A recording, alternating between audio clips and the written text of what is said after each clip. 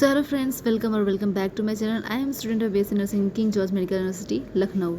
सो आज मैं आप लोगों के लिए एक मैराथन सीरीज़ लेके आई हूँ। इसमें बायोलॉजी के कुछ क्वेश्चंस हैं, मतलब बायोलॉजी के नियरली 80 क्वेश्चंस हैं। तो इसमें क्या है कि सारे जो ट्वेल्थ की बायोलॉजी का सिलेबस है उसमें सारे चैप्टर्स का कुछ इंपॉर्टेंट क्वेश्चन जो है मैंने सेलेक्ट करके लाया है। So let's start the marathon. So यहाँ पे क्वेश्चन नंबर 1 है, the nucleic acid synthesis take place in, मतलब कि जो न्यूक्लिक एसिड है उसका सिंथेसिस कैसे होता है। जैसे कि यहाँ पे दिया है, आंसर नंबर ए है 3 to 5 डायरेक्शन, 5 to 3 डायरेक्शन, या बोथ वे, या फिर एनी डायरेक्शन। तो जो मतलब कि स्टैंड्स होते हैं उनमें क्या होता है कि सीक्वेंस होता है, 3 डैश एक होता है इंड, और दूसरा जो होता है एक 5 डैश होता है। तो यहाँ पे बोल रहा है जो न्यूक्लिक एसिड सिंथेसिस यानी कि जो बनता है वो किस डायरेक्शन में बनता है। तो जैसे कि जो टेम्पलेट होता है जिससे बनना होता है वो 3 to 5 डायरेक्शन में होता है, और जो बनता है वो जस्ट इसके अपोजिट होता है, यानी कि 5 to 3 डायरेक्शन में होगा। ठीक है, 5 to 3 डायरेक्शन में होगा, यानी कि answer number B is the correct answer. 5 to 3 direction में होगा, यानी कि answer number B is the correct answer. And next is, what is the nature of the strands of the DNA duplex. जो DNA duplex यानी कि जो DNA होता है उसका जो स्ट्रैंड्स होता है उसका नेचर क्या होता है। तो number 1 is antiparallel and complementary, identical and complementary, antiparallel and non complementary, dissimilar and non complementary. So answer number A is the correct answer, antiparallel and complementary. ठीक है, उसके बाद में Hershey and Chase experiment has based on principle. Hershey और Chase का experiment किस principal पे based था। तो ट्रांसफॉर्मेशन प्रिंसिपल पे, कि ट्रांसलेशन पे, या फिर ट्रांसडक्शन पे, या फिर ट्रांसक्रिप्शन पे। तो इसका करेक्ट आंसर है ट्रांसडक्शन। ठीक है, ऑप्शन नंबर सी यानी कि 3 इज़ द करेक्ट आंसर। उसके बाद में 4th नंबर का है, AUG स्टैंड्स फॉर। AUG जो होता है वो किसके लिए स्टैंड करता है। एलेनिन के लिए, मेथियोनिन के लिए, मेथियोनिन के लिए, कि यन फॉर्माइल मेथियोनिन के लिए, या फिर ग्लाइसिन के लिए। So option number 2 is the correct answer, methionine. AUG जो होता है ये किसका जेनेटिक कोड होता है, ये मेथियोनिन को कोड करता है। ठीक है, उसके बाद में नेक्स्ट यानी कि 5th नंबर का क्वेश्चन है कि the reason behind the anti parallel stand of the DNA is. Option number A hydrogen bond, ionic bond, phosphodiester bond, या फिर डाइसल्फाइड बॉन्ड। मतलब कि the reason behind anti parallel stand DNA, मतलब कि जो डीएनए है, जैसे कि एक डीएनए का एक स्टैंड ये है, दूसरा स्टैंड ये है, तो एक तरफ क्या होगा 3 डैश होगा, दूसरी तरफ होगा 5 डैश, और यहाँ पे क्या होगा उसका अपोजिट होगा 5 डैश, और इधर होगा 3 डैश। तो यही चीज़ कह रहा है कि ये दोनों एक दूसरे के अपोजिट क्यों हैं। तो इसका रीज़न इसलिए है क्योंकि इनके अंदर फास्फोडाइस्टर बॉन्ड प्रेजेंट होता है, फास्फोडाइस्टर बॉन्ड प्रेजेंट होता है। Okay, then next is 6 number का है, in a transcription unit the promoter is located toward. यानी कि जो प्रमोटर होता है, ट्रांसक्रिप्शन यूनिट जो होता है वो भी डीएनए का स्टैंड होता है। तो उसमें क्या होता है कि ट्रांसक्रिप्शन यूनिट में प्रमोटर किस तरफ लोकेट होता है। ठीक है, उसमें भी 5 डैश इंड होता है, एक तरफ 3 डैश इंड होता है, तो वो किस तरफ लोकेट होता है ये चीज़ हमको बताना है।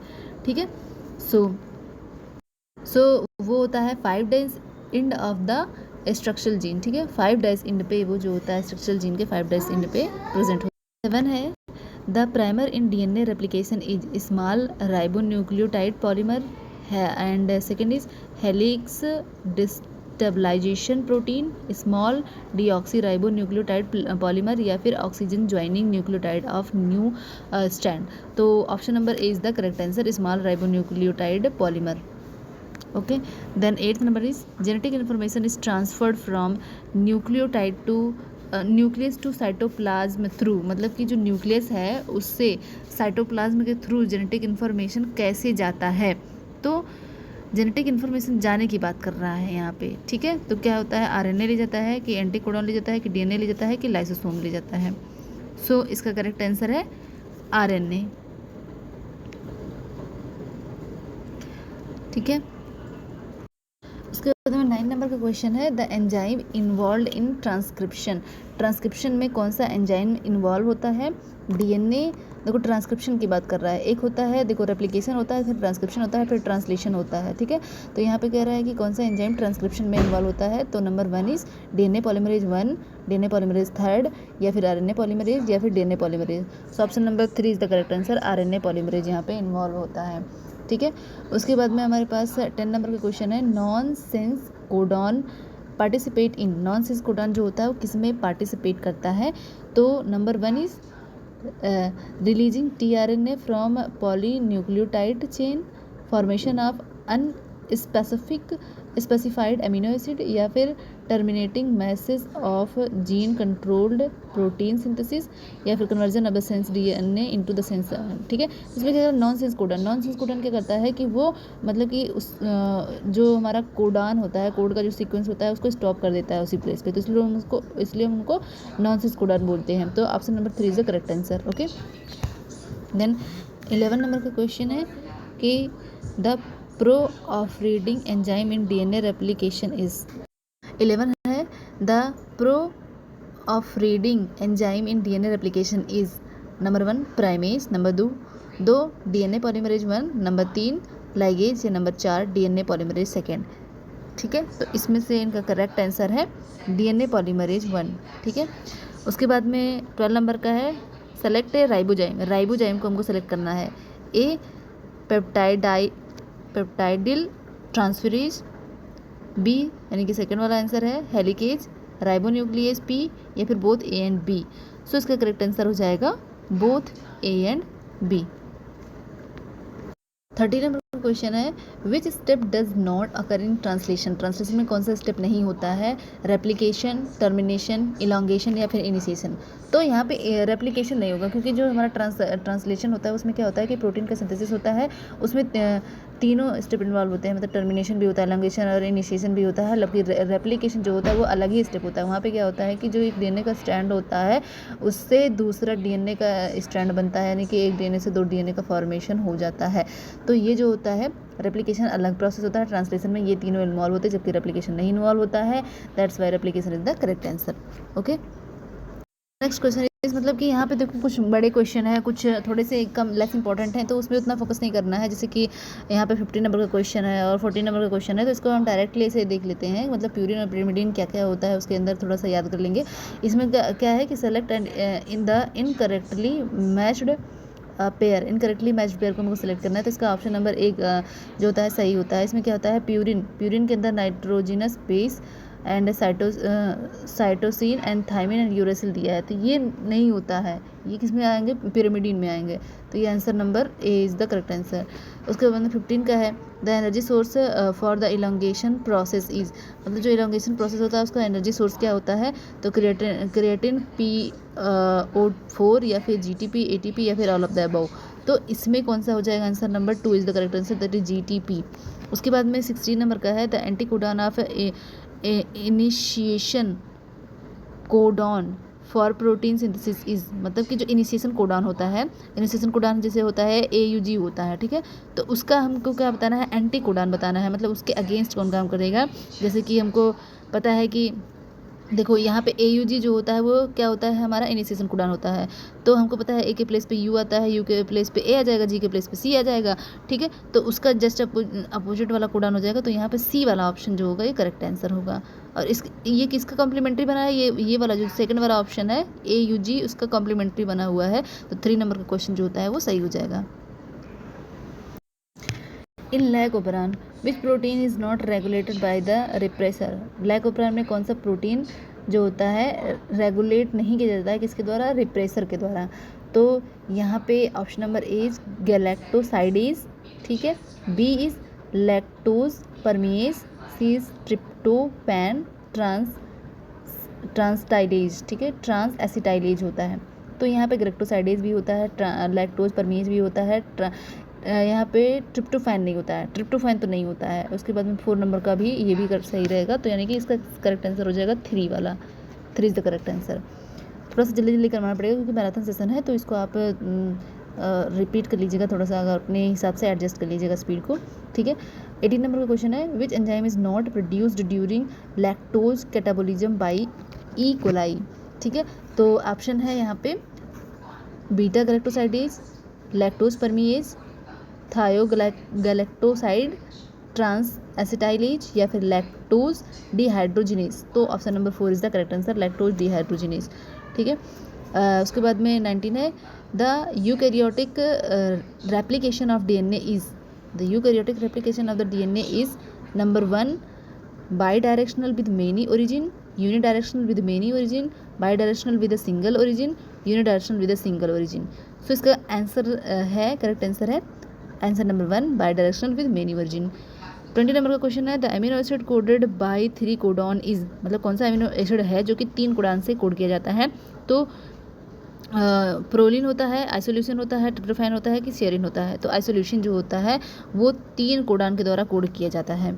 ठीक है, होता है कि हमारे प्रोटीन जो है वो 20 नहीं, अमीनो एसिड जो है वो 20 है। ठीक है, तो एक अमीनो एसिड जो होता है कई सारे जो कोडॉन है इसके द्वारा कोड किया जा सकता है, लेकिन एक जो कोडॉन है उससे कई सारे अमीनो एसिड नहीं अटैच होते हैं, बल्कि जो एक अमीनो एसिड होता है उससे कई सारे कोडॉन अटैच होते हैं। ठीक है, सो 21 नंबर है spliceosome are absent in the cell of, मतलब कौन से किस में स्प्लाइसोसोम एब्सेंट होता है, प्लांट सेल में, एनिमल सेल में, बैक्टीरिया में, फिर फंजाई में।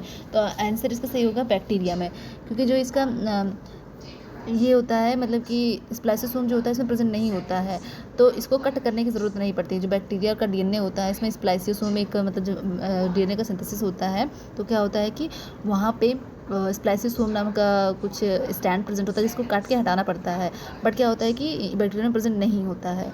ठीक है, तो 3 is the correct answer, that is bacteria. उसके बाद में नेक्स्ट है a molecule that act as a genetic material must fulfil the following traits except, मतलब कि जो जेनेटिक मटेरियल की तरह काम कर रहा है उसको वो सारी की सारी चीज़ें फॉलो करेगा, एक्सेप्ट मतलब कौन सा फॉलो नहीं करेगा उसको हमको यहाँ पे बताना है। ठीक है, it should B structurally and chemically unstable, ये तो गलत है क्योंकि स्टेबल होना चाहिए, उसको केमिकली एंड स्ट्रक्चरली स्टेबल होना चाहिए, तो ऑप्शन नंबर ए ही सही हो गया है। और बाकी सारा सही है कि it should have the ability to generate its own replica, मतलब कि इसका रेप्लिका जो होता है जनरेट होना ज़रूरी होता है। It should facilitate slow change necessary for evolution, ये भी सही है। It should be able to express itself in the form of the Mendelian character, ये भी सही है। तो अनस्टेबल नहीं बल्कि वो स्टेबल होना चाहिए, तो answer number A is the correct answer. Okay, तो 24 का है the primary control of gene expression take place at the level of, मतलब कि primary control of gene expression takes place at the level of, किस level पे gene expression का primary control takes place करता है। तो ए इसका आंसर है ट्रांसलेशन है कि रेप्लिकेशन है कि ट्रांसक्रिप्शन है कि नन ऑफ द अबव है, तो इसका क्या होगा transcription, transcription is the correct answer. Okay, 25 number का क्वेश्चन है कि the gene sequence that codes for protein are, मतलब जो प्रोटीन के लिए कोड करता है जीन सीक्वेंस वो कौन सा होता है, एक्सॉन होता है कि एंट्रॉन होता है कि इंटरवेनिंग सीक्वेंस होता है कि कंट्रोल रीजन होता है। तो इसमें कौन सा ऑप्शन सही हो जाएगा, ऑप्शन नंबर ए एक्सॉन होता है। एक्सॉन जो होता है वो कोड करता है प्रोटीन के लिए। जैसे कि हम बात करें कि जो बैक्टीरिया का डीएनए होता है, यानी कि जब डीएनए की सिंथेसिस होती है तो उस टाइम क्या होता है स्ट्रैंड पूरा का पूरा क्लियर नहीं होता है, मतलब सारे के सारे जो स्ट्रैंड होते हैं वो प्रोटीन की सिंथेसिस नहीं करते हैं। उसमें 2 पार्ट होता है, एक एक्सॉन होता है दूसरा एंट्रॉन होता है। जैसे कि एक यहाँ पे हुआ एक इस तरह हुआ, एक यहाँ पे हुआ एक इस तरह हुआ। तो ये जो होता है ये मान ले कि ये एक्सॉन है और ये वाला पोर्शन इंट्रॉन है, तो इंट्रॉन जो होगा वो क्या करेगा प्रोटीन की सिंथेसिस नहीं करेगा, जबकि एक्सॉन जो होता है प्रोटीन की सिंथेसिस करता है। तो ये एक्सॉन होता है और यहाँ पे exon is the correct answer.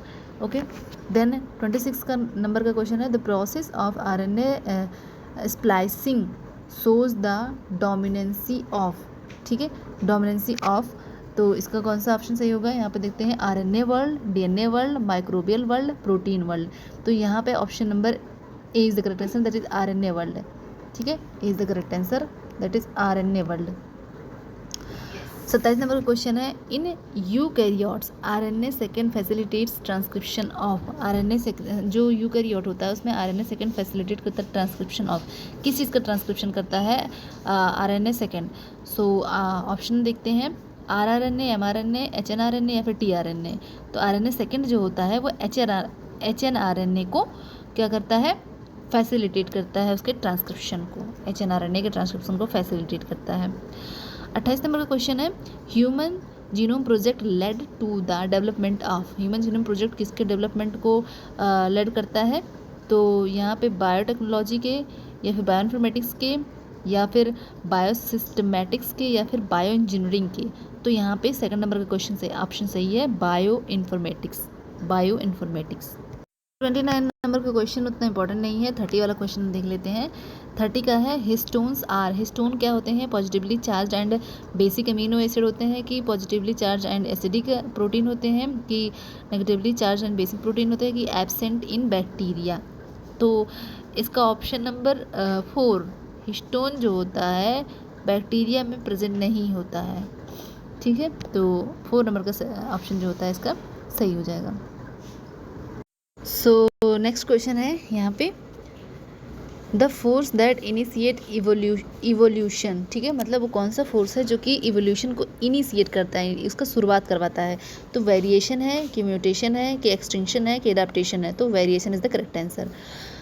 Next is dash dash is a vestigial organ. कौन सा वेस्टिजियल ऑर्गन है? तो यहाँ पे इंटेस्टाइनल विलाई, या फिर यहाँ पे पेपली है, या फिर वर्मीफॉर्म अपेंडिक्स, या फिर नन ऑफ द अबव।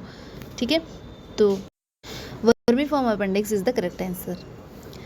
तो थर्ड वाला क्वेश्चन है, the earliest geological time period among the following is. मतलब सबसे पहले जियोलॉजिकल पीरियड कौन सा था? सबसे पहला कैम्ब्रियन था, पर्मियन था, जुरासिक था, या फिर क्वाड्रेनरी था। ठीक है, तो option number A is the correct answer, Cambrian. Then fourth number question है यहाँ पे, the experiment that simulated conditions thought to be present on the early earth है। तो कौन सा कंडीशन था जिससे पता चला कि यहाँ पे जो हमारा अर्थ है वहाँ पे मतलब कुछ प्रेजेंट था, कोई मतलब एक ऐसा कौन सा कंडीशन था कि मतलब कि हम कौन सा एक्सपेरिमेंट था उसको बताना है यहाँ पे। ठीक है, तो आपने इसका 12th में पढ़ा भी होगा। तो यहाँ पे हर्सी एंड चेज का एक्सपेरिमेंट था, कि जैगर या फिर मार्सडेन एक्सपेरिमेंट था, या फिर मिलर यूरे एक्सपेरिमेंट था, कि ये लास्ट वाला कौन सा, लास्ट वाला मतलब इसके हेलियन एक्सपेरिमेंट था। तो यहाँ पे मिलर एंड यूरे एक्सपेरिमेंट था। ठीक है, सो 5th नंबर का क्वेश्चन है, एग्जाम्पल ऑफ होमोलॉगस ऑर्गन। ठीक है, होमोलॉगस ऑर्गन मतलब कि जो मतलब कि डिफरेंट ओरिजिन हो बट सेम फंक्शन हो उनका, यानी फिर होमोलॉगस को मतलब कि एक सेकेंड मैं आपको बताती हूँ। एक एच से क्या होता है होमोलॉगस, डी से क्या होता है डाइवर्जेंट होता है। यानी कि डाइवर्जेंट मतलब क्या होता है कि सेम उनका ओरिजिन होता है बट डिफरेंट फंक्शन होता है। ठीक है, तो हम देखते हैं इसमें से कौन सा होगा, कि the arm of a human wing. ठीक है, the arm of a human wing of a bird, मतलब कि जो ह्यूमन का आर्म है, ठीक है, उसका भी काम लोकोमोशन होता है या फिर मूवमेंट में हेल्प करना होता है। और जो हमारी बर्ड है उसका काम क्या होता है, उसका जो 4 आर्म यानी कि जो विंग है, विंग क्या है उसका 4 आर्म है। जो हमारे ह्यूमन का आर्म है वो भी 4 आर्म है। ठीक है, तो इनका ओरिजिन तो सेम है, ओरिजिन क्या है कि ये 4 आर्म से हैं, लेकिन ये डिफरेंट इनका काम हो रहा है। ह्यूमन जो है अपने हाथों से कैप्चर करने का काम करता है, जबकि विंग्स जो होते हैं, बर्ड के विंग जो होते हैं वो उड़ने के काम में आते हैं। ठीक है, तो इसीलिए A answer is the correct answer, यानी कि ये होमोजीनस ऑर्गन होते हैं। ठीक है, देन 7 नंबर का क्वेश्चन है, which condition can be explain by Lamarckism. Lamarckism से कौन सा कंडीशन एक्सप्लेन किया जा सकता है? तो option number A is how giraffe got their long neck, how human lost their tail, how human became bipedal, या फिर ऑल ऑफ द अबव। तो ये सारे के सारे ही सही हैं। ठीक है, how human lost their tail ये भी था, जिराफ की गर्दन लंबी कैसे हुई ये भी था, and human become bipedal मतलब कि ह्यूमन कैसे 2 पैरों से चलने लगा। तो ये ऑल ऑफ द अबव जो होगा इसका करेक्ट आंसर होगा। ठीक है, उसके बाद में हमारे पास है 8th नंबर का question, observation of species on dash dash heavily inspired Darwin's theory of evolution. ठीक है, तो यहाँ से हम देख लेते हैं कौन सा डार्विन थ्योरी का इवोल्यूशन का था। तो ये तो देखो देखने में ही नहीं लग रहा है कि ये ऑप्शन होगा। ठीक है, यहाँ पे और नेक्स्ट है ग्यूटामाला, ये भी नहीं होगा। फोरी आइलैंड ये भी नहीं होगा, कभी आपने पढ़ा एनसीईआरटी में ये सारी चीज़ें तो नहीं। तो यहाँ पे Galapagos island is the correct answer. Okay, next है यहाँ पे 30 नंबर क्वेश्चन है, N example of convergent evolution. तो कन्वर्जेंट इवोल्यूशन जो होता है, कन्वर्जेंट इवोल्यूशन में क्या होता है, डिफरेंट ओरिजिन होता है बट सेम फंक्शन होता है। ठीक है, तो यहाँ पे आंसर हम देखते हैं, wings of hawk moth the wings of the hawks. ठीक है, तो यहाँ पे कन्वर्जेंट इवोल्यूशन जो है उसका मतलब क्या होता है कि यहाँ पर डिफरेंट ओरिजिन होती है बट सेम फंक्शन होता है। तो यहाँ पे हम देखते हैं wing of hawk moth the wing of hawk, मतलब कि जो हॉक होता है बाज होता है, हॉक मॉथ जो होता है एक इंसेक्ट होता है। तो उसमें क्या होता है कि इनका ओरिजिन जो होता है ये डिफरेंट होता है बट फंक्शन क्या होता है, सेम होता है। हॉक मॉथ जो होता है वो क्या करता है, उसके जो विंग होते हैं वो भी उड़ने के लिए होते हैं, और जो नॉर्मल हॉक होता है उसका भी विंग उड़ने के लिए होता है। ठीक है, तो इसका करेक्ट आंसर क्या हो जाएगा हमारा, A is the correct answer. 14 number का क्वेश्चन है, on the origin of species was written by. On the origin of the species मतलब कि एक ये बुक का नाम है। तो on the origin of species किसके द्वारा लिखा गया था, तो चार्ल्स डार्विन ने लिखा था, या फिर लुडमिला कुपरेस, ये पता नहीं कैसा नाम है, और उसके बाद में ये M.A. फेडोनकिन, या फिर नन ऑफ द अबव। तो option number A is the correct answer, that is Charles Darwin. ठीक है, चार्ल्स डार्विन ने लिखा था ये। नेक्स्ट क्वेश्चन है यहाँ पे इम्यूनो सप्रेशन, मतलब कि ये नेक्स्ट चैप्टर स्टार्ट हो रहा है यहाँ पे। तो यहाँ पे क्या है कि immunosuppressant such as dash prevent translated organ from being rejected in recipient. तो कौन सा होता है, थ्रोम्बिन होता है कि साइक्लोस्पोरिन होता है कि एस्पिरिन होता है कि नन ऑफ द अबव। तो option number B is the correct answer, that is cyclosporin. ठीक है, तो यहाँ पर साइक्लोस्पोरिन जो होता है वो करेक्ट आंसर है। सेकेंड वाला क्वेश्चन है, both B and T lymphocytes are produced in the bone marrow, however only the T lymphocyte travel to the dash। कहाँ तक ट्रेवल करता है T lymphocyte, ये हमको बताना है।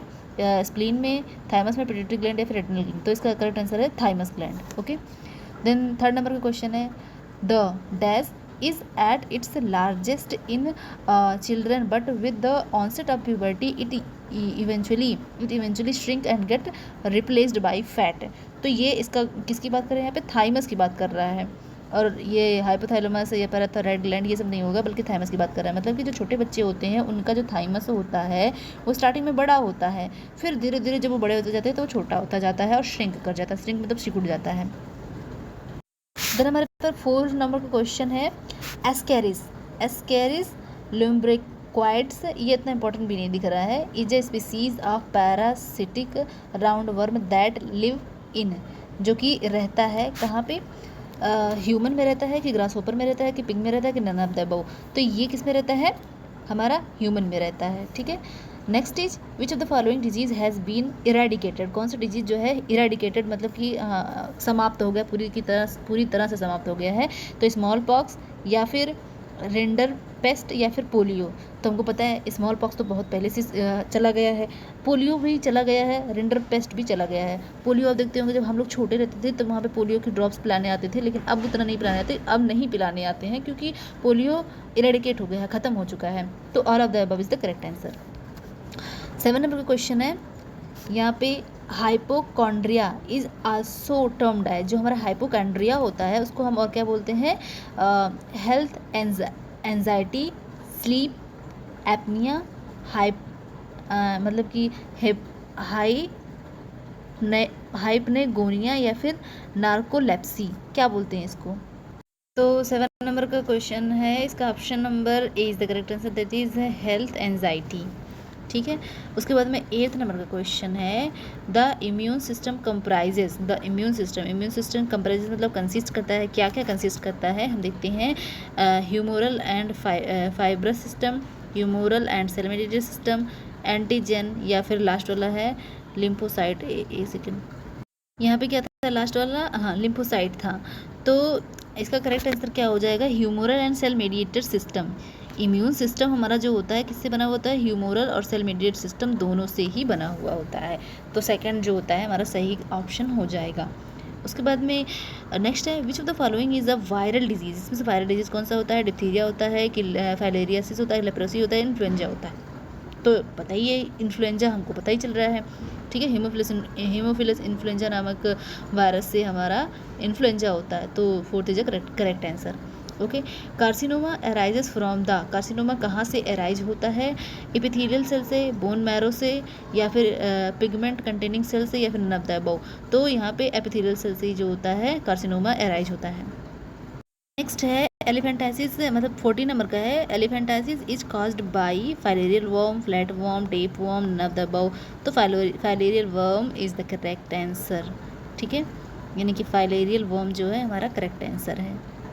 सो नेक्स्ट है which of these processes does not give of CO2, मतलब कौन सा CO2 निकालता नहीं है। लैक्टेट फर्मेंटेशन में, एरोबिक रेस्पिरेशन में, अल्कोहल फर्मेंटेशन में, या फिर नन ऑफ द अबव। तो lactate fermentation is the correct answer. Next is high biological oxygen demand in A water body means, मतलब अगर किसी भी वाटर बॉडी में हाई बायोलॉजिकल मतलब कि हाई ऑक्सीजन डिमांड अगर हो जा रहा है तो उसका मतलब क्या होता है, ठीक है। तो इसका मतलब है water is not polluted, water is polluted, water body contain lots of life form, या फिर नन ऑफ द अबव। तो बी जो होगा इसका करेक्ट आंसर होगा, क्योंकि क्या होता है कि जब ऑक्सीजन की डिमांड बढ़ जाएगी इसका मतलब वहाँ पे पोल्यूशन है, पोल्यूशन अगर है तो यानी कि ऑक्सीजन की डिमांड बढ़ गई, सिंपल सी बात। देन नेक्स्ट है the guts of various ruminant contains, जो हमारा गट्स मतलब क्या होता है, इंटेस्टाइन होता है। रूमिनेंट मतलब क्या होता है कि जो चारा खाने वाले एनिमल्स होते हैं उनको रूमिनेंट बोलते हैं। गट मतलब उनके जो इंटेस्टाइन होता है वो क्या कंटेन करता है, एसिडोफाइल्स कंटेन करता है कि हेरोफाइल्स कंटेन करता है कि मिथानोजन कंटेन करता है कि ऑल ऑफ द अबव। तो मिथानोजन कंटेन करता है, ये आप उनको मतलब कि 12th में आप पढ़ोगे कि ये मिथानोजन उनके गट में प्रेजेंट होता है, ठीक है, मिथानोजन। नेक्स्ट क्वेश्चन है चौथे नंबर का है which of the following microbes are used for the commercial production of the citric acid. Citric acid बनाने के लिए कौन सा हम मतलब माइक्रोब को यूज़ करते हैं। तो यहाँ पे हमारे पास है जेंथोमोनास सिट्री, एस्परजिलस एस्पराजीन, या फिर एस्परागस, या फिर एस्परजिलस, ठीक है। सो इसका जो होगा एस्परजिलस नाइजर जो होता है सिट्रिक एसिड का फॉर्मेशन करता है। तो D is the correct answer. Fifth number का क्वेश्चन है Saccharomyces cerevisiae is used primarily for. Saccharomyces cerevisiae जो होता है प्राइमरीली किसके लिए यूज होता है। तो बेकिंग के लिए, ब्लीचिंग के लिए, बायोफ्यूल के लिए, फिर नन ऑफ द अबव। तो बेकिंग के लिए, मतलब कि जो हम ब्रेड बनाते हैं वहाँ पे सैक्रोमाइसिस सेरेवेसिस जो होता है उसका यूज़ किया जाता है, यानी कि ब्रेड को बेक करने के लिए यहाँ पे सैक्रोमाइसिस सेरेवेसिस का यूज़ किया जाता है। Then we have so 7 number का क्वेश्चन है ethanol can be produced using, इसको हम इथेनॉल को कैसे प्रोड्यूस करते हैं, सैक्रोमाइसिस सेरेवेसिस से, या फिर एस्चेरिचिया कोलाई से, या फिर स्यूडोमोनास सिरिंजी से, या फिर नन ऑफ द अबव। तो इसका ऑप्शन नंबर ए ही सही होगा, सैक्रोमाइसिस सेरेवेसी, ठीक है।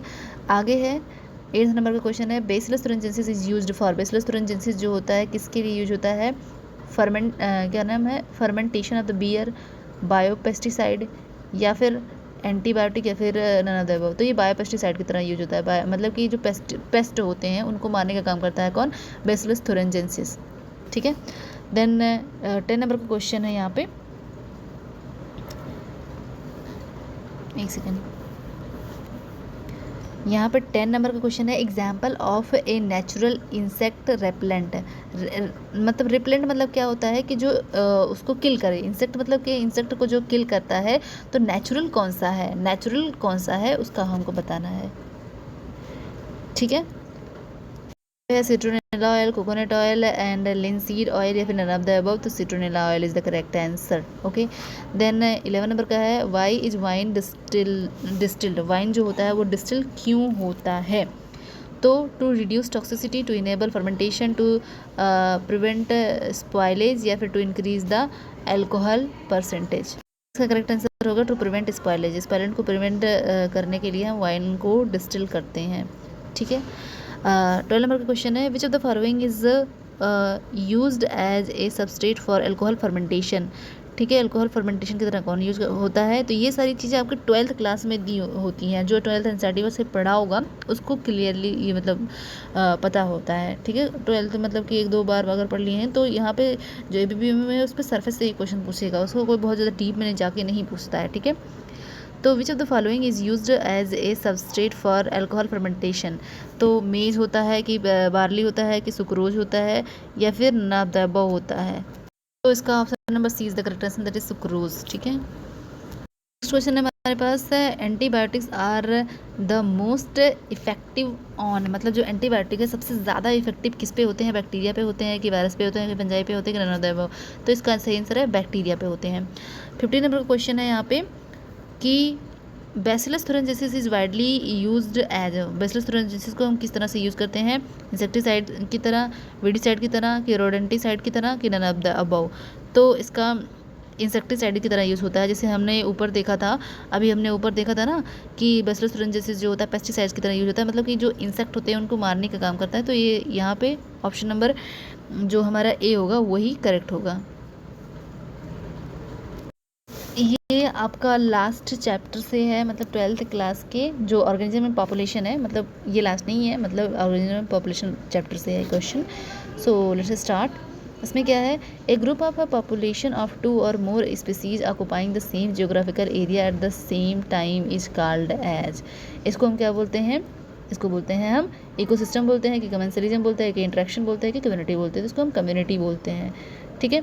The next is biotic factor include. Biotic factor जो होता है वो क्या इंक्लूड करता है, plants and animal, water, temperature, fish, plants, animal and physical environment, या फिर नन ऑफ द अबव।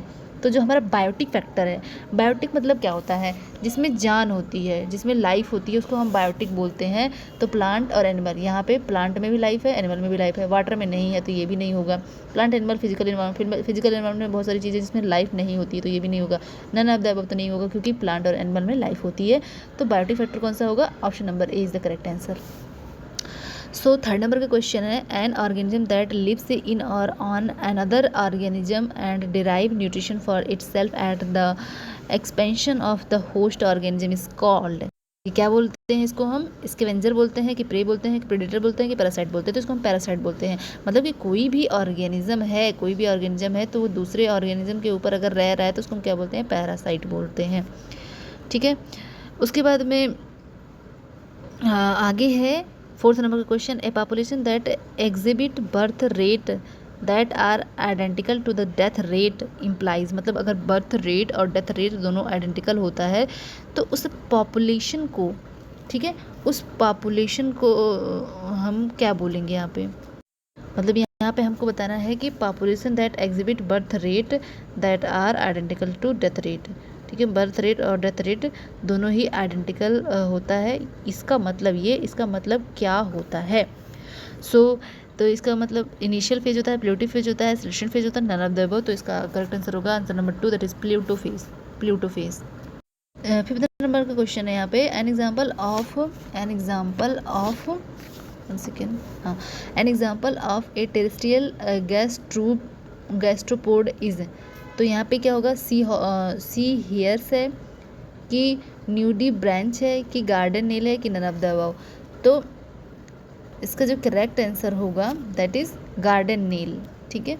उसके बाद में 7 नंबर का क्वेश्चन है, a group of individual from different species living in the same habitat and exhibit functional interaction is called. तो इसको क्या बोलते हैं, बायोटिक कम्युनिटी, पॉपुलेशन, या फिर इकोसिस्टम, या फिर नन ऑफ द अबव। तो इसको हम क्या बोलते हैं, बायोटिक कम्युनिटी बोलते हैं। 10 नंबर का क्वेश्चन है, डैश इज द, तो यहाँ पे 10 नंबर का क्वेश्चन है, dash is the unrestricted growth of population which will result in the maximum growth of that population। तो इसका करेक्ट आंसर क्या होगा, option number A, biotic potential, nutrition potential, uricotelism, या फिर नन ऑफ द अबव। तो इसका answer सही होगा बायोटिक पोटेंशियल, ठीक है। इसमें क्या कह रहा है कि dash is the restricted growth of population, मतलब किसका ग्रोथ हो रहा है, ये पॉपुलेशन यानी कि कोई इंडिविजुअल का ग्रोथ हो रहा है, तो which will result in the maximum growth of that population। तो उसका मतलब कि बायोटिक पोटेंशियल होगा, ठीक है। मतलब कि किसी भी पॉपुलेशन का ग्रोथ हो रहा है यानी कि उसमें लाइफ है, इसलिए यहाँ पे बायोटिक पोटेंशियल करेक्ट आंसर होगा। नेक्स्ट है हमारा 12 नंबर का क्वेश्चन है, नीज डेंसिटी इज। जो नीज डेंसिटी है वो क्या है, ठीक है। Extension of species in a new habitat, a new emerging population of species in a new habitat, the abundance of population of the species outside into the habitat, the abundance of population of species within its habitat। So the correct answer of this question is option number 4, okay। then 13 number question है, ज़ेरोफाइट generally do not possess. ज़ेरोफाइट जो होते हैं उनके possess मतलब उन contain नहीं करते, उनके पास नहीं होता है। डू नॉट पॉजेज मतलब कि कंटेन नहीं करते हैं। तो ज़ेरोफाइट के पास क्या नहीं होता है, लेट्स सी कि एथिक क्यूटिकल नहीं होता है, या फिर स्पॉन्जी पैरेन्काइमा नहीं होता है, स्पेशलाइज्ड मैकेनिकल टिश्यू नहीं होता है, या फिर वेल डेवलप्ड कंडक्टिंग टिश्यू नहीं होता है। तो इसके पास क्या नहीं होता है? Option number B is the correct answer, spongy parenchyma नहीं होता है। थिक क्यूटिकल तो होगा, क्योंकि ज़ेरोफाइट का मतलब क्या होता है कि जो रेगिस्तान में रहते हैं, ऐसे प्लांट जो रेगिस्तान में रहते हैं उनको ज़ेरोफाइट बोलते हैं, तो उनका थिक क्यूटिकल होगा ताकि उनका वाटर लॉस जो होता है वो कम हो। ठीक है, देन हमारे पास लास्ट वाला क्वेश्चन है मिमिक्री। ठीक है, मिमिक्री मतलब क्या होता है? किसी की नकल करना। ठीक है, तो मिमिक्री हमको बताना है कि मिमिक्री होता क्या है। ठीक है, तो ए है एन इवॉल्व्ड रिजेम्बलेंस। रिजेम्बलेंस मतलब जो किसी की तरह लगता हो, between an organism and an object. So इसका 1 नंबर है एन इवॉल्व्ड रिजेम्बलेंस। रिजेम्बलेंस मतलब सेम, किसी की तरह होना, between an organism and an object.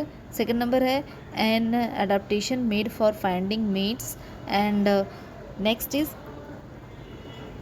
3 वाला है an adaptation for surviving temperature fluctuation, या फिर नन ऑफ द अबव। तो इसका करेक्ट आंसर है ए वाला ऑप्शन। ठीक है, मिमिक्री मतलब क्या होता है? किसी को नकल करना।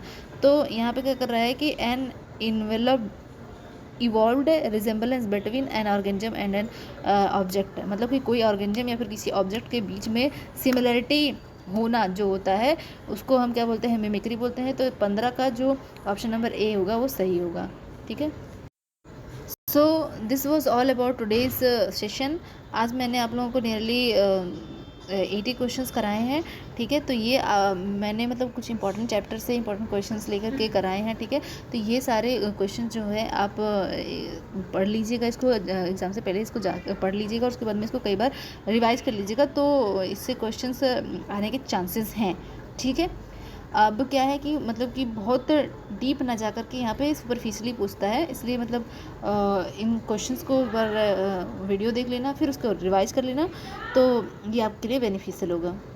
Sorry for any disturbance like background noise, कि बैकग्राउंड नॉइज़ थोड़ा सा आ गया था, उसके लिए सॉरी। बट आप लोग इसको रिवाइज करिएगा, और आप लोगों को सेशन सही लगा हो तो please like share and subscribe. Thank you.